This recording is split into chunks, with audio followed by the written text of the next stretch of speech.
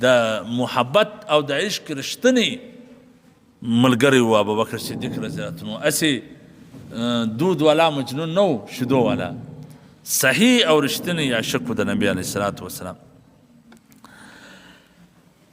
حالانکه یوه ورځ حضرت عایشه رضی الله تعالی عنها د نبی علیه الصلاة وسلام سره د شپې د خونې و مخ ته ناست، نو دا د اسمان ستوري ډېر ښایسته معلومېدل.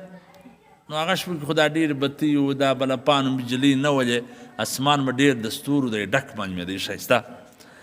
نو حضرت عایشې رضی الله تعالی عنها د نبي علیه الصلاة وسلام څخه پوښتنه وکړل چې یا رسول الله صلی الله علیه وسلم دومره نیکي به د چای لکه دا د اسمان ستوري؟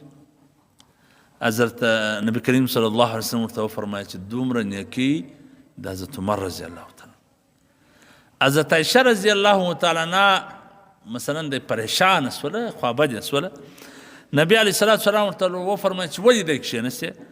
ول زما خو زړه خوشحاله و چې دومره نیکي به زما د بابا جان د ابوبکر صدیق وي، ځکه هغه پر هر قدم پر هر ځای ستا سره در سره دی.